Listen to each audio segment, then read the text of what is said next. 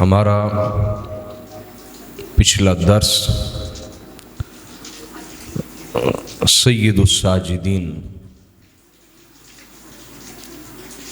زین العابدین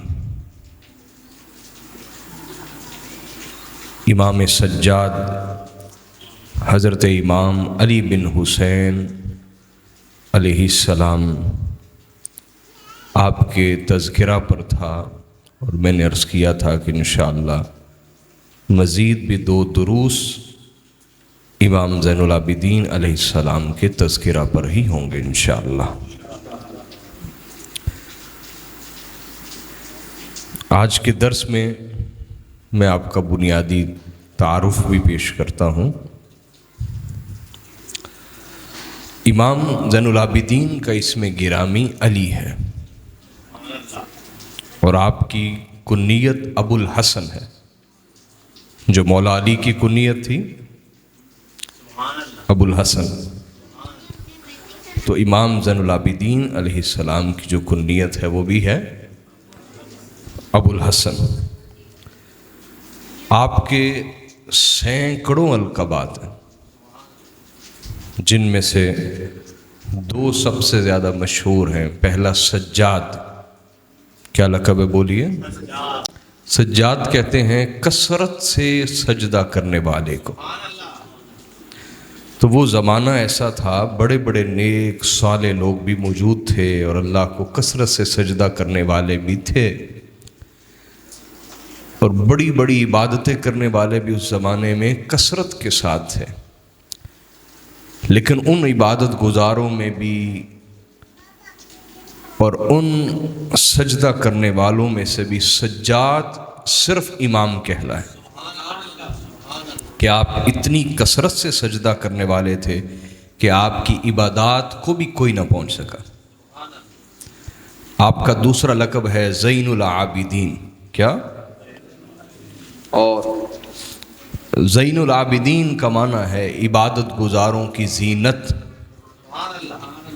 عبادت گزاروں کی۔ بعض اہل بیت اطہار سے نفرت کرنے والے لوگ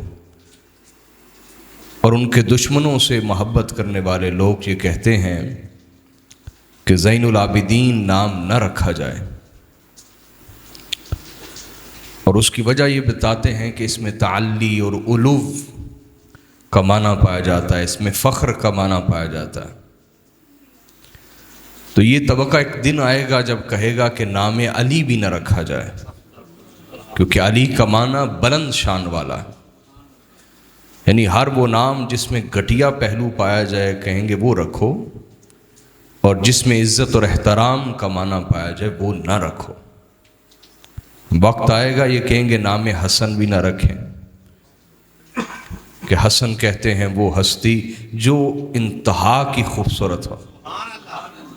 حسین بھی نہ رکھو، کہ حسین چھوٹے حسن کو کہتے ہیں۔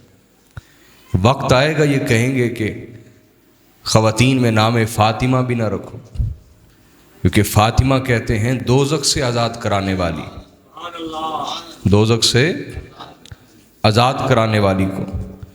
تو یہ جو انہوں نے وجہ نکالی ہے کہ زین العابدین نام نہ رکھا جائے، کہ اس میں تعریف کا معنی پایا جاتا ہے اور علو اور بلندی کا معنی پایا جاتا ہے، تو اہل بیت کے دشمنوں کو یہ سمجھ کہاں سے آئے کہ یہ تو سارا گھر ہی بلندیوں والا ہے، ان کی ذات بھی بلند ہے، نام بھی بلند ہے، ان کی ذات بھی شان والی ہے اور ان کے نام بھی، لہذا شان والے ہی شان والوں سے فیض پاتے ہیں، اور جن کا مقدر ہی خدا تعالیٰ نے اپنی بارگاہ سے مردودیت لکھ دیا ہو، تو انہیں ہر وہ شخص اچھا لگتا ہے جو ان شان والوں سے ٹکرایا یا ان سے دشمنی رکھتا رہا، تو وہ کہتے ہیں ان کے نام پر نام رکھے جائیں۔ ہر وہ نام جس میں گھٹیا پن پایا جائے وہ نام رکھا جائے، کہ وہ عاجزی ہے۔ تو یہ عاجزی تمہیں مبارک ہو، ہم کون سا روکتے ہیں، یہ تو اپنا اپنا سودا ہے۔ کوئی ان کے ناموں پر نام رکھتا ہے جن کے گھر پہ اللہ نے قرآن نازل کیا ہے، اور کوئی ان کے ناموں پر نام رکھتا ہے جنہوں نے ساری عمر اسی گھر سے نفرت اور دشمنی رکھی۔ اپنی اپنی تقسیم ہے، مبارک ہو اپنی اپنی تقسیم۔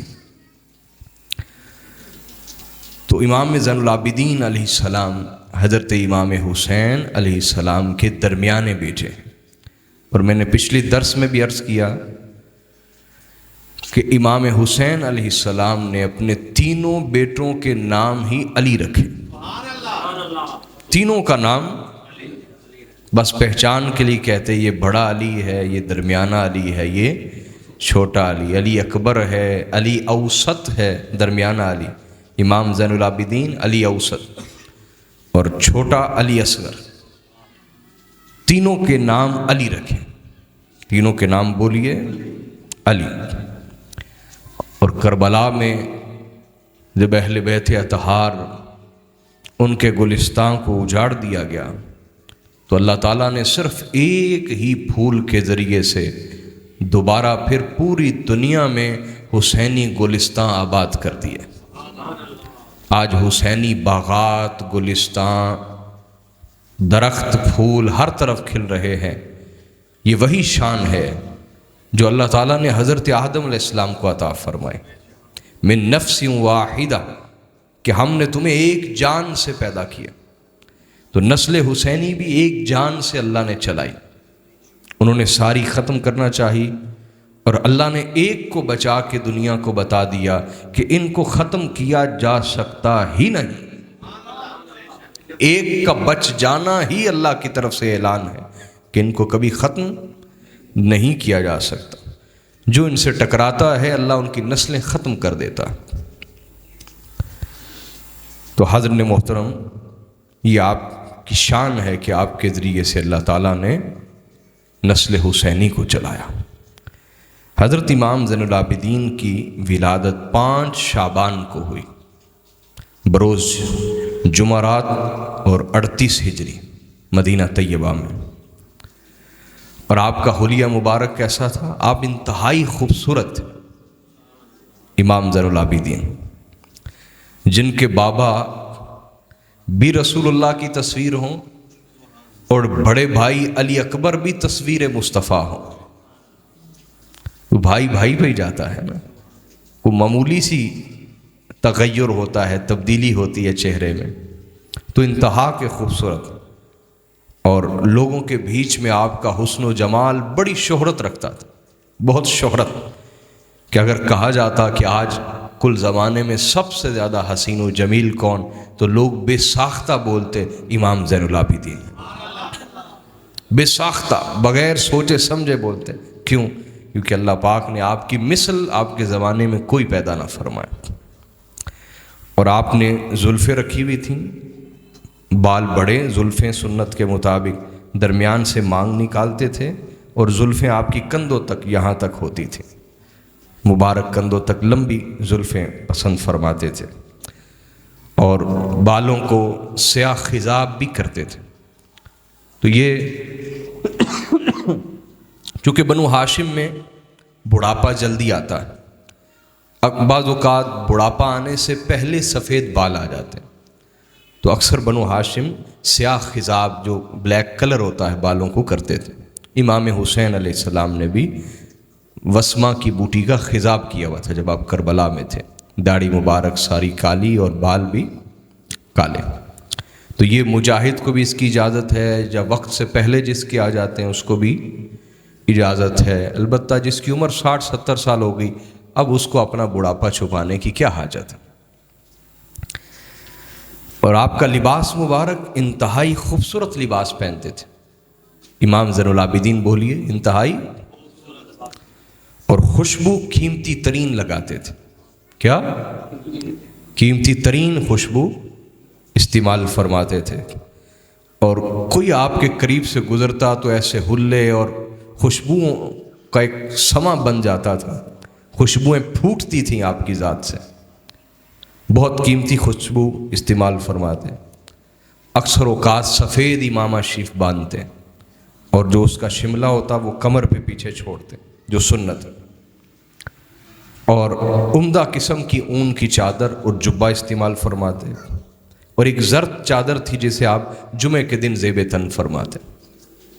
اور میں آپ کو آپ کی کچھ زندگی کے یہ احوال بھی بتاتا ہوں کہ آپ بہت قیمتی لباس پہنتے تھے۔ کیا؟ یہاں یہ بات سمجھنی چاہیے، قیمتی لباس پہننا تکبر نہیں، اور معمولی لباس پہننا عاجزی نہیں۔ اگر کوئی مجبوری سے معمولی لباس پہن رہا ہے تو یہ عاجزی نہیں ہے، اور اگر کوئی بغیر فخر کے قیمتی لباس پہن رہا ہے تو یہ تکبر نہیں ہے۔ اس کو حدیث سے سمجھیے۔ حضرت عبداللہ ابن مسعود رضی اللہ تعالیٰ عنہ روایت کرتے ہیں کہ آقا علیہ الصلوۃ والسلام نے فرمایا، جس کے دل میں رائی کے دانے کے برابر بھی تکبر ہوگا وہ جنت میں نہیں جائے گا۔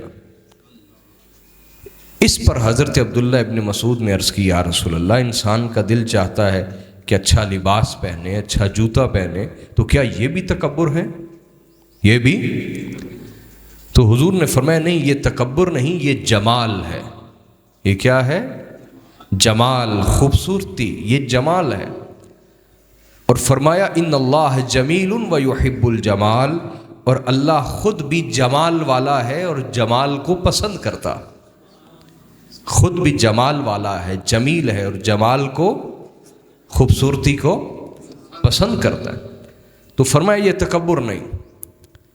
عرض کی کہ یا رسول اللہ تکبر کیا ہے؟ فرمایا بطر الحق وغمط الناس، تکبر یہ ہے کہ تیرے سامنے حق پیش کیا جائے اور تو اسے ٹھکرا دے، اسے قبول نہ کرے، اپنے مفادات، اپنے مسلک، اپنے فرقے کے مفادات کی وجہ سے یا اپنے ذاتی لالچ کی وجہ سے تو حق کو ٹھکرا دے، تو یہ تکبر ہے۔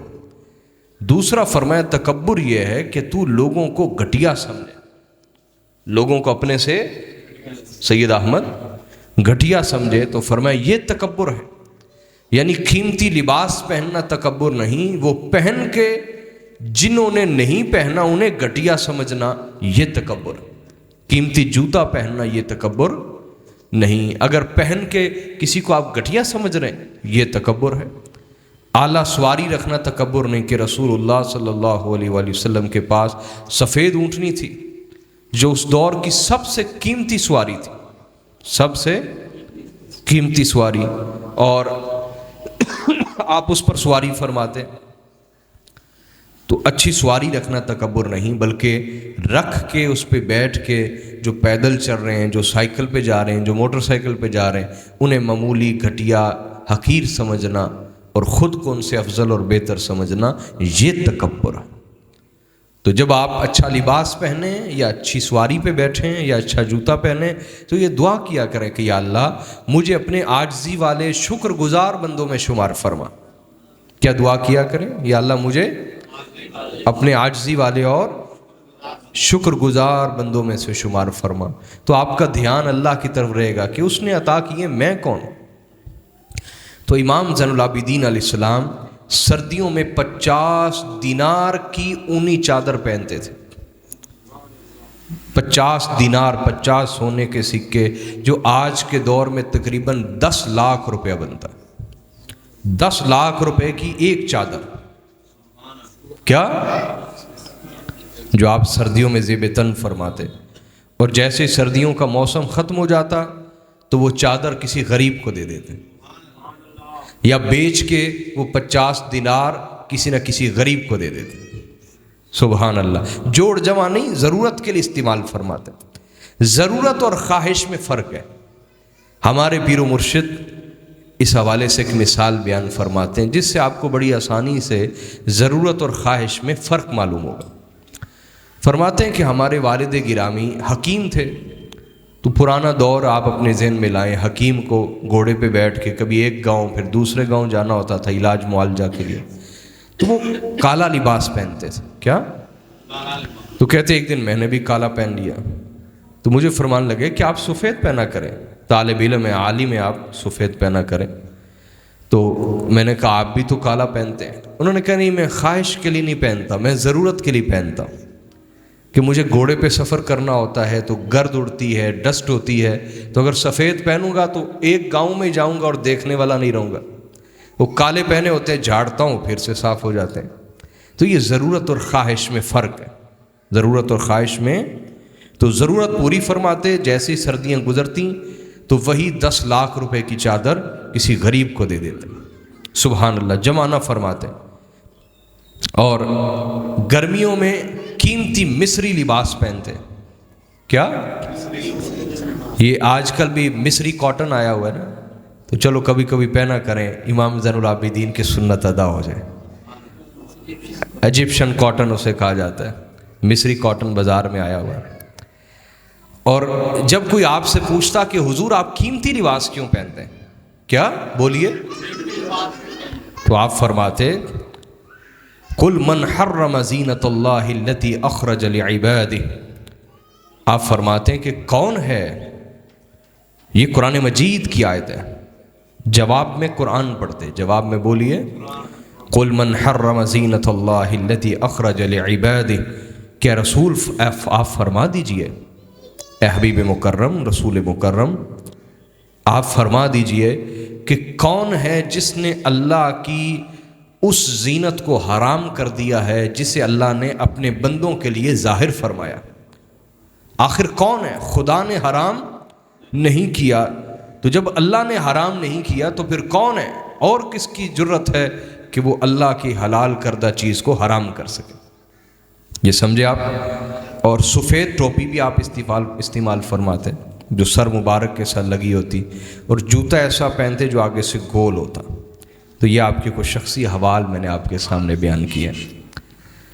حضرت امام زین العابدین علیہ السلام کی شان اور عظمت اور مقام، اس پہ ایک ایک جھلک دیتا ہوں۔ جب آپ کربلا سے واپس آئے تو پھر آپ تمام سیاسی سرگرمیوں سے الگ تھلگ ہو گئے، سیاسی سرگرمیوں سے، اور ہمارا بھی جو طریق ہے وہ یہی ہے جو امام زین العابدین علیہ السلام کا تھا، جو امام محمد الباقر کا تھا۔ ہم سچی سیاست کا انکار نہیں کرتے، وہ تو انبیاء کرتے تھے۔ سیاست کا معنی تو انسانیت کی فلاح و بہبود ہے، انسانیت کی خیر کرنا، خیر چاہنا، یہ سیاست ہے۔ لیکن جو موجودہ سیاست ہے اس کا حقیقت سے کوئی تعلق نہیں ہے، یہ ظلم کا ایک نظام ہے اور مفادات کا ایک نظام ہے۔ تو امام زین العابدین علیہ السلام سیاسی تحریکوں سے الگ تھلگ ہو کے دین سکھانے میں، پڑھانے میں مشغول رہے، اور پوری عمر مبارک اسی طرح ہی آپ نے گزاری۔ البتہ سیاسی معاملات کے لیے آپ نے آگے اپنے لوگ تیار کیے ہوئے تھے، جیسے مختار ثقفی تھے، تو امام زین العابدین کے اشارے پہ وہ کام کرتے رہے، اور بھی دیگر لوگ، تو آپ ان سے کام لیتے تھے، براہ راست خود سیاست کا حصہ نہیں بنے۔ اور امام زہری جیسے، عمر بن دینار جیسے، یحییٰ بن سعید جیسے، علی بن جدعان جیسے، حضرت طاؤس جیسے عظیم محدثین آپ کے آگے گھٹنے ٹیک کے بیٹھتے اور آپ سے فیض حاصل کرتے، آپ سے علم حاصل کرتے۔ یہ سب لوگ امام بخاری کے کوئی دادا استاد، کوئی پردادا استاد ہے جو میں آپ کے سامنے رکھ رہا ہوں، کوئی پردادا کے بھی آگے دادا استاد، ان سب سے فیض لیا ہے امام احمد بن حنبل نے، یہ امام احمد بن حنبل کے دادا پردادا استاد، حضرت امام مالک کے اساتذہ، ان سب کے پاس جو فیض ہے وہ اہل بیت کا فیض ہے، امام زین العابدین کا فیض۔ اور حضرت امام زہری اور امام ابن عربی، ان کا تو معمول ہے کہ قرآن مجید کی جس آیت کے بارے میں امام زین العابدین علیہ السلام کا قول مبارک آ جائے وہ اسی پہ ہی حتمی فیصلہ دیتے ہیں، کہ جہاں حضرت امام زین العابدین علیہ السلام کا قول آ گیا وہیں کسی اور کے قول کی کوئی حاجت نہیں رہتی۔ اور حضرت امام زہری فرماتے ہیں، یہ کل محدثین کے استاد ہیں، کل محدثین کے استاد امام زہری، وہ فرماتے ہیں کہ میری نگاہ نے حضرت امام زین العابدین سے بڑا عالم دنیا میں نہیں دیکھا۔ اتنے بڑے جلیل القدر عالم امام زین العابدین تھے کہ میری نگاہ نے، یہ کون کہہ رہا ہے؟ معمولی آدمی نہیں، جس کو عالم کی پہچان نہیں، یہ وہ نہیں کہہ رہا، جو خود اپنے دور میں عالموں کا عالم ہے، محدثین کا استاد ہے، مفسرین کا استاد ہے، امام زہری، وہ کہتے ہیں کہ میری نگاہ نے امام زین العابدین علیہ السلام جیسا کوئی عالم نہیں دیکھا۔ یہ شان اور مقام آپ کی تھی۔ اور ایک اور مقام پر صرف علم میں ہی نہیں، کیا تمام دیگر شعبوں کے اندر بھی امام زہری فرمایا کرتے تھے کہ میں نے کوئی بھی قریشی، بنو قریش میں سے حضرت مولا کائنات کی اولاد میں سے یا حضرت عبد المطلب کی اولاد میں سے میں نے کوئی قریشی ہاشمی امام زین العابدین سے افضل نہیں پایا، وہ ہر حوالے سے افضل تھے۔ آخر میں آپ کو ایک واقعہ سناتا ہوں، بڑا دلچسپ ہے، توجہ ہے یاران طریقت۔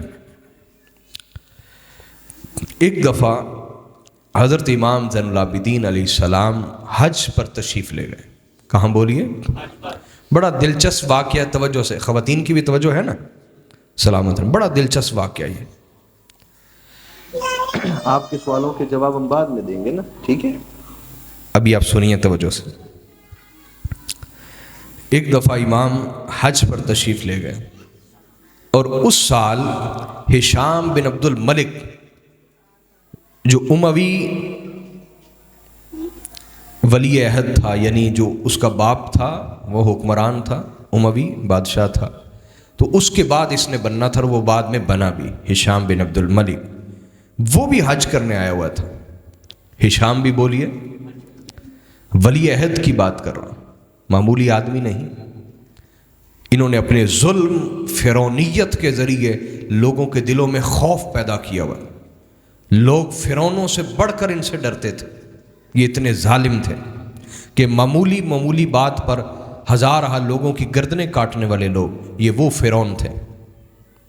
وہ بھی حج کرنے آیا، اور یہ شروع سے ان کا مزاج، اہل بیت کے جتنے بھی دشمن ہیں یہ مسجدیں بڑی بنواتے ہیں، مدرسے بڑے بنواتے ہیں، اور حج بڑے کرتے ہیں کرواتے ہیں، عمرے بڑے کرتے کرواتے ہیں، اور سمجھتے ہیں کہ شاید یہ کام ہمیں بخشوا لیں گے اور بچا لیں گے، جبکہ اللہ تعالیٰ کے ہاں قبولیت اعمال کے لیے محبت رسول شرط ہے، اور محبت رسول میں کوئی شخص اس وقت تک سچا ہو ہی نہیں سکتا جب تک آپ کے اہل بیت سے شدید محبت نہ کرے اور ان کے دشمنوں سے شدید نفرت نہ کرے۔ تو ہشام بھی آیا ہوا تھا حج کرنے، ہشام بھی بولیے، حج کرنے آیا، تو اس نے چاہا کہ میں حجر اسود کو چوم لوں، تو اتنا ازدحام تھا، ہجوم تھا، رش تھا، بھیڑ تھی اتنی زیادہ کہ اس کے سیکیورٹی گارڈ بھی ساتھ، سب کچھ ساتھ۔ جب وہ آگے بڑھا نا چومنے کے لیے حجر اسود کو، ایسے دھکے لگے، دڑم کر کے وہ گرا جا کے، پھر کوشش کی، پھر ایسا دھکا آیا کہ وہ ہو گیا۔ اس نے کہا نہیں بھائی میں نہیں یہ کام کر سکتا، میرے لیے ادھر کرسی لگوا دو، میں ادھر چپ کر کے بیٹھ جاتا ہوں۔ تو اس کے لیے کرسی لگا دی گئی۔ اب وہ بیٹھا ہے، دیکھ رہا ہے، اتنے ہجوم میں، رش میں، اچانک اس نے دیکھا کہ لوگ یوں صفوں کو چیر رہے ہیں، ہائے ہائے ہائے، یوں صفوں کو چیر رہے ہیں اور راستہ بنا رہے ہیں۔ کیا راستہ بنا رہے ہیں، راستہ کشادہ کر رہے ہیں، کھلا کر رہے ہیں، یوں صفیں چر رہی ہیں، راستہ کشادہ ہو رہا ہے۔ کون آ رہا ہے؟ آہا، امام زین العابدین علیہ السلام تشریف لا رہے ہیں۔ امام کے ساتھ کوئی سیکیورٹی گارڈ نہیں ہے، کوئی ہٹو بچوں کا شور کرنے والا، ہٹ جاؤ کو شور کرنے والا کوئی بھی، اکیلے۔ اور جب آپ حجر اسود کے قریب جانا چاہتے ہیں تو یوں لوگ ایک دوسرے کو دھکے دے کے راستے بناتے ہیں اور جگہ خالی کر دیتے ہیں، یہاں تک کہ آپ بڑے اطمینان سے تشریف لاتے ہیں، حجر اسود کو چومتے ہیں اور پھر طواف شروع کر دیتے ہیں۔ یوں کئی مرتبہ جب ہوا تو ہشام کے خوشامدی بھی بیٹھے ہوئے تھے نا وہاں پہ، بادشاہوں کے خوشامدی ہوتے ہیں، ان میں سے خوشامدی یعنی خوشامد کرنے والا، جھوٹی تعریفیں کرنے والا، ایک خوش آمدی بولا، اس نے کہا کہ جناب آپ تو ولی عہد ہیں، بادشاہ کے بیٹے اور اگلے بادشاہ بننے والے، نامزد بادشاہ، ولی عہد اس کو کہتے ہیں نا جس کو نامزد کر دیا جائے کہ میرے بعد بادشاہی ہے، آپ ولی عہد ہیں اور آپ کو ایسے دھکے لگے کہ آپ چپ کر کے ادھر آ کے بیٹھ گئے، یہ کون ہے جس کے ساتھ نہ کوئی سیکیورٹی، نہ کوئی ہٹو بچوں کا شور والا، نہ کوئی ہٹ جاؤ بچ جاؤ کہنے والا، اور لوگ خود ہی صفے چیرتے ہیں اور اس کے لیے جگہ بناتے ہیں، یہ کون ہے؟ اب ہشام اپنے باپ سے بھی زیادہ جانتا تھا یہ کون ہے، اپنے باپ سے بھی زیادہ امام کو جانتا تھا، لیکن اس کو خوف ہوا کہ یہ جو میرے خوش آمدی ہیں اگر میں اس کی تعریف کروں گا تو یہ کہیں اس کی طرف مائل نہ ہو جائیں، محبت نہ کرنے لگ جائیں۔ یہی مولوی طبقہ آج چاہتا ہے نا کہ سادات کی، سید کی، آل رسول کی تعریف کی تو لوگ اس کی طرف مائل ہوں گے، جھوٹ بولتے ہیں، بہتان لگاتے ہیں مسجدوں میں ممبروں پہ بیٹھ کے۔ اللہ علماء سو کے شر سے پناہ عطا فرمائے۔ اس نے کہا مجھے نہیں پتا یہ کون ہے، غصے میں جواب دیا چپ کر جاؤ، مجھے نہیں پتا یہ کون ہے۔ اس پر وہاں فرزدق شاعر موجود تھا، عظیم شاعر عرب کا جس کا نام تھا فرزدق۔ کیا نام تھا؟ وہ ہمارے پاکستانی دھکے والی شاعری کرنے والے شاعر نہیں تھے، وہ بغیر تیاری کے 100 ہزار شعر پڑھنے والے شاعر تھے، اتنے ماہر شاعر تھے فرزدق۔ اور فرزدق کے بارے میں بڑے بڑے عرب ادیبوں نے لکھا کہ اگر فرزدق کی شاعری نہ ہوتی تو عربی زبان کا 40% حصہ ضائع ہو جاتا۔ عربی زبان اگر محفوظ ہے تو اس کا 40% حصہ صرف فرزدق کی شاعری کی وجہ سے محفوظ ہے، کہ شاعری زبانوں کو زندہ رکھتی، زبانوں کو۔ تو فرزدق وہاں موجود تھا۔ فرزدق نے جب یہ سنا کہ کہہ رہے ہیں مجھے نہیں پتا کون ہے یہ، چپ کر جاؤ، فرزدق اس کی محبت جو اندر چھپی ہوئی تھی اس نے جوش مارا، سامنے آیا اور کہنے لگا اچھا تم نہیں جانتے یہ کون ہے، میں بتا دیتا ہوں یہ کون ہے، میں بتا دیتا ہوں یہ۔ اس نے اس وقت فی البدی بغیر کسی تیاری کے ایک طویل قصیدہ امام کی شان میں کہا، چونکہ نیت اعلیٰ اور سچی تھی، تاریخ نے ایک ایک لفظ محفوظ کیا اس کا۔ اس نے وہاں کھڑے ہو کے اونچی آواز سے کہا لوگوں سنو میں بتاتا ہوں یہ کون ہے۔ قصیدہ کہا، اس میں سے میں آپ کو 7-8 اشعار سناتا ہوں۔ اس نے کہا هذا الذي تعرف البطحاء وطأته والبيت يوم هذا ابن فاطمة إن كنت جاهله أنبياء الله قد ختموا فليس قولك من هذا بضائره العرب تعرف من أنكرت والعجم يغضي حياء ويغضى من مهابته فما يكلم إلا حين يبتسم۔ اب میں اس کا معنی سناتا ہوں آپ کو، توجہ ہے خواتین کی بھی ماشاءاللہ سنیں۔ اس نے کیا کہا، ہیروں اور سونے سے بھی بڑھ کر قیمتی الفاظ تھے اس کے۔ اب یہ آسان نہ تھا، وہ ہشام جو دشمن اہل بیت ہے، کیا توجہ ہے، ادھر میری طرف توجہ کریں۔ ہشام ایک طرف رسول اللہ کی اولاد کا بدترین دشمن، اور دوسری طرف تہجد میں روزانہ 10 سپارے پڑھتا تھا۔ کتنے؟ میں نے آپ کو بتایا نا، یہ اہل بیت کے دشمن ایکسٹرا نیک ہوتے ہیں، اضافی نیک۔ 10 سپارے روزانہ پڑھتا تھا، 10 سپارے تہجد میں، روزانہ 10 سپارے تہجد میں پڑھتا تھا یہ ہشام۔ لیکن جب مرا تو اس کا خاندان، اس کا چہرہ بار بار قبلہ کی طرف کرتے تھے اور اس کا چہرہ بار بار قبلہ سے مڑ جاتا تھا، اندازہ فرمائیے، حتیٰ کہ قبر تک میں رکھنے تک منہ یوں کرتے تھے اور منہ اس کا پھر جاتا تھا۔ تو ہشام کے سامنے امام زین العابدین کی شان میں قصیدہ پڑھنا یہ کوئی آسان بات نہیں تھی۔ جیسے آج کل علماء سو بیٹھے ہوں تو آپ مولا علی کا قصیدہ پڑھتے ہوئے ڈر رہے ہوتے ہیں، اور میں نے تو کئی جگہ دیکھا کہ وہ اٹھ کے تھپڑ مار دیتے ہیں یا گالی گلوچ شروع کر دیتے ہیں. میں نے خود ویڈیوز دیکھی، آپ کے پاس آئی ہوں گی. تو فرزدق نے ایک فرعون کے سامنے قصیدہ پڑھا، یہ کوئی آسان نہیں تھا. اس نے ہمت کی، وہ کھڑا ہوا. توجہ کرنا، توجہ، کیا الفاظ ہیں سنیں. اس نے کہا ھذا الذی تعرف البطحاء وطأتہ والبیت یعرفہ والحل والحرم.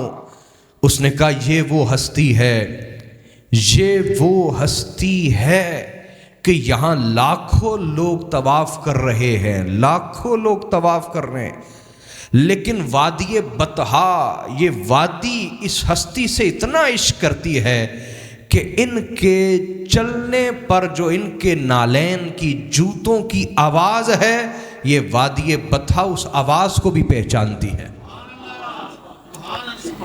ان کے جوتوں کی آہٹ بھی لاکھوں لوگ چلیں، ان میں سے جو ان کے نالین کی آہٹ اور چلنے کا انداز ہے اور مبارک جوتوں کی جو آواز ہے، یہ پوری وادی بطحا اس کو پہچانتی.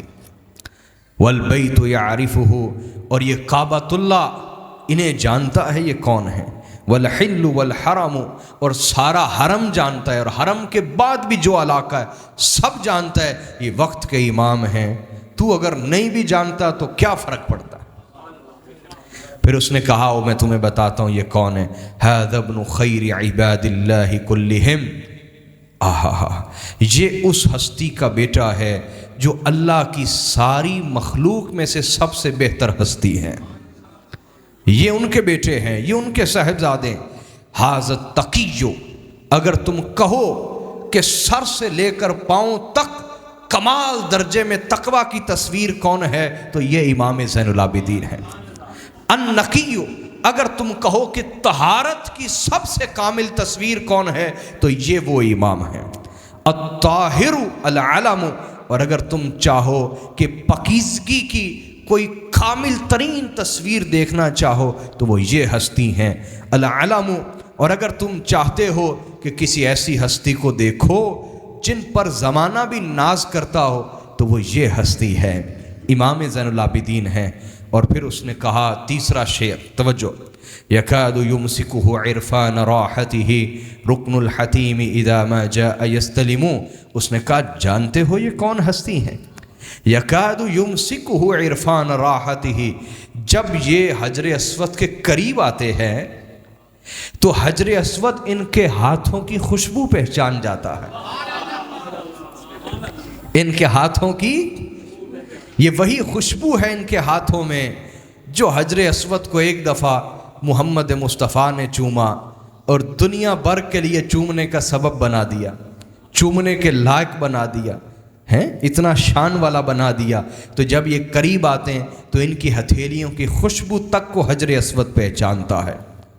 یکاد یمسکہ، اور یوں لگتا ہے کہ حجر اسود کو یہ نہیں چومتے بلکہ حجر اسود ان کے ہاتھوں کے بوسے دیتا ہے.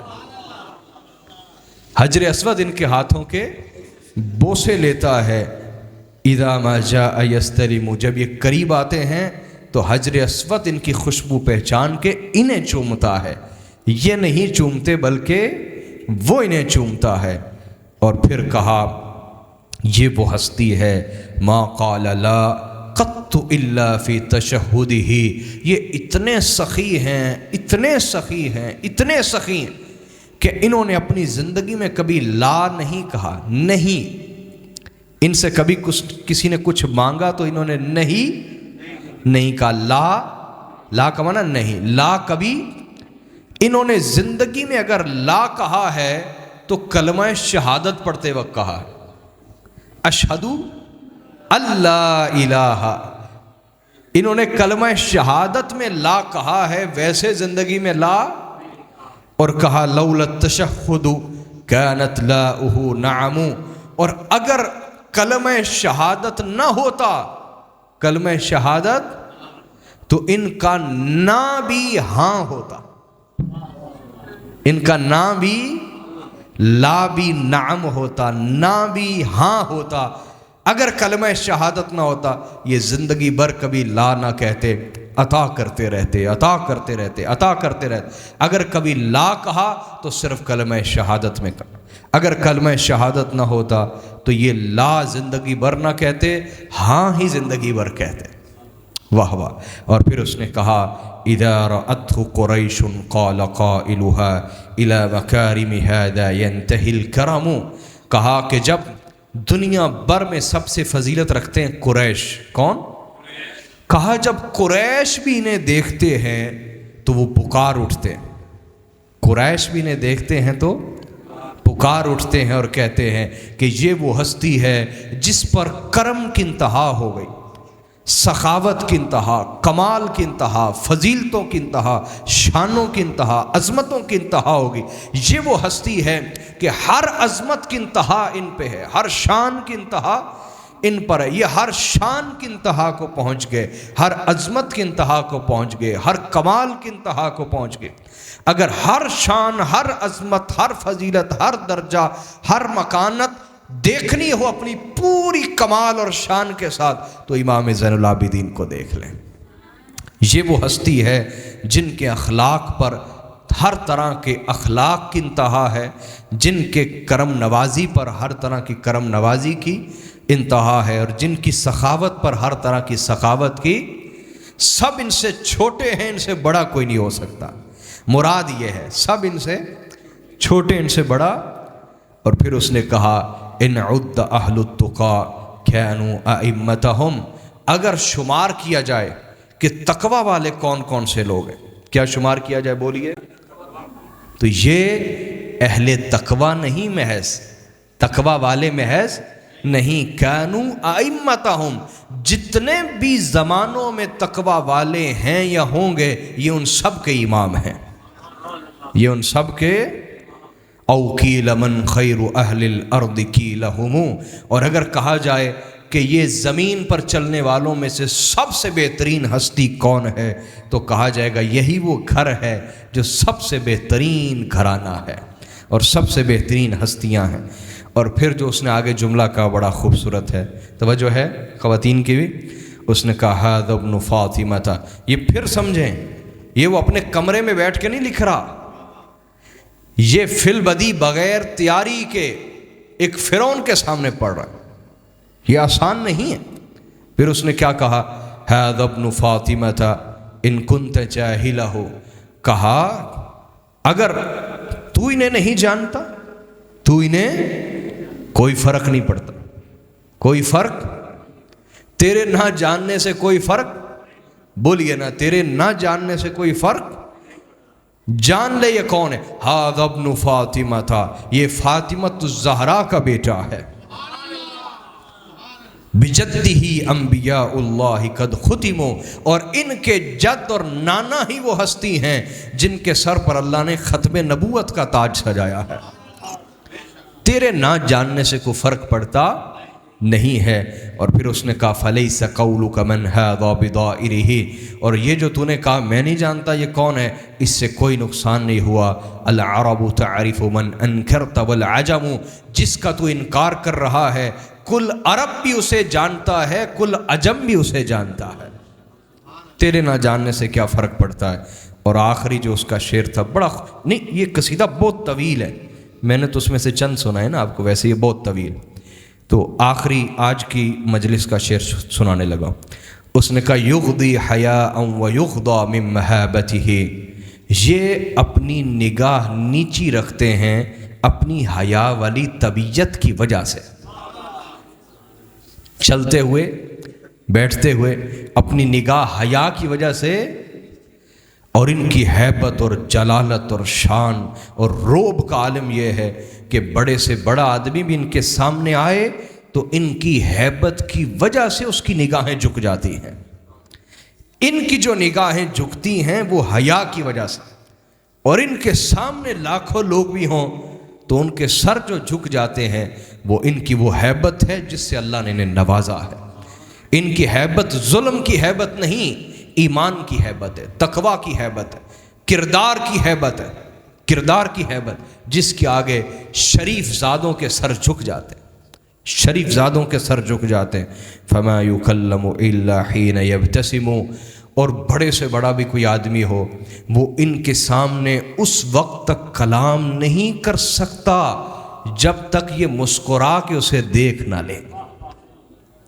ان کی ہیبت کی وجہ سے کسی کو ان کے سامنے کلام کرنے کی جرت اور یارہ ہوتا نہیں، کسی کو جرت نہیں ہوتی، زبانیں بند رہتی ہیں، سر جھکے رہتے ہیں۔ جب یہ کسی کو مسکرا کے دیکھیں پھر اس کو ہمت آتی ہے اور پھر وہ سمجھتا ہے کہ مجھے اجازت مل گئی ہے بات کرنے کی، پھر وہ ان کے سامنے کلام کرتا۔ اب جب یہ اس نے قصیدہ کہا تو ہشام تو پاگل ہو گیا غصے سے۔ یہ جو حج کرنے آئے ہوتے ہیں، یہ جو آج بھی جاتے ہیں لوگوں کو دکھانے کے لیے، الحاج حاجی، پاگل ہو گیا، نہ اسے حیا رہی کہ میں کعبۃ اللہ میں بیٹھا ہوں، سامنے کعبۃ اللہ مطاف میں، کوئی حیا نہ رہی، پاگل ہو گیا غصے سے۔ میں نے کہا پکڑو اس کو، پکڑو، میرے سامنے یہ قصیدہ پڑھتا ہے، پکڑو اس کو۔ پکڑا اور جیل میں ڈلوا دیا۔ امام زین العابدین علیہ السلام کو خبر تو ہو گئی، ظاہری بات، ان کے سامنے یہ واقعہ ہوا، تو آپ نے اپنے خاص خادم کے ذریعے، چونکہ شاعر اس دور میں پیسے کے لیے شاعری کرتے تھے، کیا؟ تو آپ نے فرمایا اس نے ہمارے لیے یہ قصیدہ پڑھا ہے، تو اگر ہم اس کی خدمت نہ کریں تو یہ ہماری شان کے خلاف ہے۔ تو آپ نے 12,000 درہم تیار کروائے۔ کتنے؟ یہ تقریباً 30 لاکھ روپے بنتے ہیں۔ موجودہ رقم کتنی؟ 30 لاکھ روپیہ تیار کروایا اور اس کو جیل میں بھجوایا۔ جب اس کے پاس وہ رقم پہنچی تو وہ رو پڑا۔ اس نے کہا کہ میرے آقا سے کہنا میں نے زندگی بھر پیسوں کے لیے پڑھا، بادشاہوں کے قصیدے پڑھے وہ مجھے پیسے دیتے تھے، وزیروں کے قصیدے پڑھے وہ پیسے دیتے تھے، سرداروں کے قصیدے پڑھے وہ مجھے پیسے دیتے۔ آج میں نے پیسے کے لیے نہیں پڑھا، آج میں نے پیسہ لینے کے لیے، آج میں نے محض اس لیے پڑھا ہے کہ ان کی نگاہ مجھ پہ پڑ جائے اور وہ مجھ پہ راضی ہو جائیں، اور قیامت والے دن جب مجھے فرشتے گھسیٹ کے دوزخ کی طرف لے جا رہے ہوں تو یہ بیچ میں پڑھیں اور میری شفاعت کر دیں کہ یہ شخص جنت کے لائق نہیں مگر ہمارے قصیدے پڑھا کرتا تھا، چھوڑ دو اس کو، یہ ہمارا قصیدہ خواں ہے، ہم اسے جنت میں لے جائیں گے۔ آج میں نے دنیا کے لیے نہیں پڑھا، مال کے لیے نہیں پڑھا، میں نے تو اس لیے پڑھا مجھ سے اللہ راضی ہو جائے، اس کے رسول راضی ہو جائے، حضور کی آل اولاد راضی ہو جائے، دولت کے لیے نہیں میں نے پڑھا، یہ آپ واپس لے جائیں۔ اتنی بڑی رقم 30 لاکھ روپیہ واپس کروا دیا۔ وہ جو رقم امام تک پہنچی تو امام نے فرمایا کہ اللہ تمہاری نیت سے واقف ہے اور ہم بھی واقف ہیں کہ تم نے واقعی مال کے لیے پڑھا نہیں، ہم جانتے ہیں، لیکن یاد رکھو یہ ہمارا طریقہ ہے کہ جو چیز اللہ کی راہ میں ایک دفعہ دے دیں وہ واپس نہیں لیا کرتے، تو جو تمہاری نیت ہے تمہیں وہ بھی دے دیا، یہ مال بھی تم رکھ لو، دوبارہ بھجوا دیا۔ اس نے قبول کر لیا۔ اب جیل میں پڑا ہوا تو اس نے نا ایک مذمتی شاعری کی ہشام کے خلاف کہ وہ جگہ مکہ اور مدینہ جہاں آ کے بڑے بڑے پاپی مجرموں کو آزاد خدا کر دیتا ہے، تم ایسے آدمی ہو کہ تم نے یہاں مجھے قید کر دیا۔ دنیا کیا کہے گی، تاریخ کیا کہے گی کہ یہاں آ کے تو بڑے بڑے پاپی مجرم آزاد ہو جاتے ہیں اور تم نے مجھے محض اہل بیت کے قصیدہ پڑھنے پہ قید کر رکھا ہے۔ دنیا تم پر افسوس کرے گی، تمہیں شرم دلائے گی۔ اس تک جب یہ شاعری پہنچی تو اس نے کہا اس کی زبان نہیں بند ہوگی، اس نے نہ اسے آزاد کروا دیا۔ جب آزاد کر دیا تو فرزدق کو ہشام کے والد نے بلایا، عبد الملک بن مروان جو اس وقت حکمران تھا۔ اس نے کہا تو شیعہ ہو گیا؟ پہلی بات ہی اس نے کیا کی؟ کیا کی؟ جو آج ہر مولوی آپ سے کہتا ہے نا، یعنی اہل بیت کے دشمنوں کی تعریف کرو تو آپ سنی رہیں گے، یہ سنی ہونا ہے، یہ منافقت ہے، یہ منافقت۔ اہل سنت وہ ہے جو نبی کی سنت پر قائم ہے، اور سنت یہ کہ نبی نے جنہیں منوایا انہیں مانا جائے، جن کا ہاتھ پکڑ کے منوایا، من کنت مولاہ فہذا علی مولا، جنہیں کندھوں پہ بٹھا کے نبی نے منوایا، نماز میں اپنی پشت پہ بٹھا کے منوایا، انہیں مانا جائے، یہ سنت ہے اور یہ سنیت ہے اور یہ اہل سنت ہونا۔ اس نے پہلا سوال ہی کیا عبد الملک نے جو حکمران تھا، اس نے کہا تو شیعہ ہو گیا؟ فرزدق نے کہا اگر آل رسول کے عشق اور محبت کا نام شیعہ ہونا ہے تو پھر میں شیعہ ہوں، گواہ رہو۔ عبد الملک نے اس نے کہا اچھا تیری صرف بخشش ایک صورت میں ہو سکتی، چونکہ شاعر بہت بڑا تھا، کیا اس لیے وہ اسے آسانی سے مارنا نہیں چاہتے تھے، اس کا سٹیئرنگ چینج کرنا چاہتے تھے کہ ٹینکی میں پیٹرول ڈلوا دیتے ہیں تو سٹیئرنگ چینج ہو جائے گا، ہینڈل چینج ہو جائے گا نا، رستہ ادھر کو ہو جائے گا۔ لیکن اسے کیا خبر کہ جو علی کے مرید ہوتے ہیں وہ پیٹرول بھی وہاں سے لیتے ہیں، پیٹرول بھی، اب وہ کسی اور کا پیٹرول قبول ہی نہیں کرتے۔ اس نے کہا بات سن، اگر تو میری شان میں بھی اس طرح کا قصیدہ کہہ دینا تو میں نا تیرا وظیفہ ڈبل کر دوں گا۔ وہ وظیفہ ان کا کوئی احسان نہیں ہوتا تھا، حکومتیں دیتی تھی اہل علم کو، جیسے آج بھی حکومتیں وظیفہ جاری کرتی ہیں، وہ کوئی جیب سے تھوڑا دیتے تھے۔ اس نے کہا وظیفہ ڈبل کر دوں گا اگر تم میری شان میں بھی وہی قصیدہ کہے جو امام زین العابدین کے لیے کہا ہے۔ فرزدق عشق میں ڈوبا ہوا تھا، اس نے کہا وَلَا تَسْتَحْيِي مِنَ اللَّهِ، تجھے اللہ سے حیا نہیں آتی؟ تو مجھ سے کیا تقاضا کر رہا ہے؟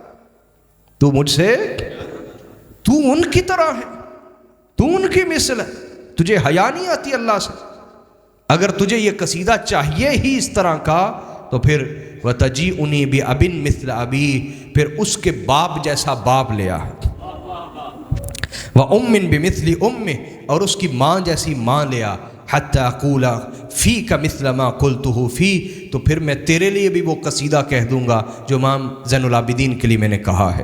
اور اگر تو یہ نہیں کہہ سکتا اور نہیں کر سکتا تو اللہ سے حیا کر، تو کس ہستی سے حسد کر رہا ہے اور کس ہستی کے ساتھ اپنے آپ کو ملا رہا ہے؟ اگر تو نے میرا وظیفہ ختم کرنا ہے تو کر دے، میں ان جیسا قصیدہ تجھ جیسوں کی شان میں نہیں کہہ سکتا۔ اس نے نوکری سے خارج کر دیا فرزدق کو، نوکری سے، تو وہ بیکار ہو کے، بے روزگار ہو کے امام زین العابدین علیہ السلام کے پاس آیا، تو آپ نہیں بلکہ امام زین العابدین کو خبر ہوئی کہ اس کی نوکری چلی گئی، تو آپ نے بندہ بھیجا، فرمایا ہمیں ملنے کے لیے آؤ۔ جب وہ آیا تو آپ نے فرمایا ابو فراس، یہ اس کی کنیت ہے فرزدق، ابو فراس میرے پاس جتنا بھی مال ہے، باغات ہے، جائیدادیں، اگر میں یہ سب کچھ بھی تمہیں دے دوں نا، سب کچھ بھی، تو تب بھی یہ اس کا حق ادا نہیں ہو سکتا جو تو نے ہشام کے سامنے ہمارا قصیدہ پڑھا اور ہماری شان میں سچ بولا، یہ اس کا بدلہ ہو سکتا۔ آج لوگ کیا کرتے ہیں، لوگ تھوڑی بہت خدمت سمجھتے ہیں کہ ہم نے حق ادا کر دی۔ حضرت عمر فاروق رضی اللہ تعالیٰ عنہ کے پاس ابصر زبیان ان کے پوتے آئے ملنے کے لیے، ان کی شان میں زہیر بن ابی سلمہ نے ایک قصیدہ لکھا ہوا تھا، تو حضرت عمر نے کہا کہ زہیر بن ابی سلمہ دور جاہلیت کا شاعر ہے، بہت بڑا حکمت کا شاعر تھا یہ، اور رسول اللہ بھی اسے پسند فرماتے تھے۔ تو اس نے، حضرت عمر فاروق نے کہا ان کے پوتوں کو تمہارے داداؤں کی شان میں زہیر نے قصیدہ کہا تھا؟ اس نے کہا ہاں، ہمارے دادا نے بھی بہت سا مال دیا تھا زہیر کو، بہت سا۔ یہ جواب سنتے ہی حضرت عمر فاروق کی کیفیت غیر ہو گئی، شدید غصے میں آ گئے۔ آپ نے فرمایا جو تمہارے داداؤں نے دیا وہ مال کب کا فنا ہو گیا، اور جو زہیر نے لکھ دیا وہ آج بھی تم پر احسان ہے، تم اس کا قرض نہیں ادا کر سکتے، جو اس کے قلم نے لکھ دیا وہ آج بھی تم پر احسان ہے، تمہارے باپ دادا نے کیا کچھ دے دیا ہوگا وہ کب کا فنا ہو گیا اور کب کا ختم ہو گیا۔ تو امام زین العابدین علیہ السلام نے فرمایا کہ میں اس کا بدلہ نہیں دے سکتا۔ اس نے کہا کہ میں اللہ اور اس کے رسول سے اور اہل بیت سے دعا چاہتا ہوں اور آپ کی توجہ چاہتا ہوں، مال نہیں چاہتا، مال نہیں چاہتا، میں نے تو ساری عمر مال کے لیے پڑھا ہے، یہ مال کے لیے میں نے نہیں کیا۔ تو اس پر امام زین العابدین علیہ السلام نے پوچھا کہ یہ حکومت تمہیں کتنا وظیفہ دیتی تھی؟ اس نے کہا جی سالانہ 12,000 درہم، سال کے بعد یعنی اکٹھی تنخواہ سال کی اکٹھی تنخواہ 12,000 درہم، تقریباً 3 لاکھ روپیہ پر منتھ کہہ لیں ہر مہینے کا، 12,000 درہم سال کے بعد اکٹھی دیتی رقم۔ امام زین العابدین علیہ السلام اسی وقت اٹھے، اپنے حجرے میں گئے اور باہر آئے، فرمایا یہ لو، یہ 4 سال کی اکٹھی تنخواہ میں تمہیں دے دیتا ہوں، 48,000 درہم عطا فرما دیے۔ اور آپ نے فرمایا یہ لے لو اور ہمیں معاف کر دو کہ یہ بھی اس قصیدے کے آگے کچھ بھی نہیں ہے۔ 48,000 درہم، کروڑوں روپے رقم بنتی، وہ آپ نے اکٹھی عطا فرما دی۔ سبحان اللہ۔ یہ امام زین العابدین علیہ السلام کا کچھ تذکرہ اور احوال میں نے عرض کیے۔ اللہ تعالیٰ آج کی گفتگو قبول فرمائے۔ وما علینا الا البلاغ المبین۔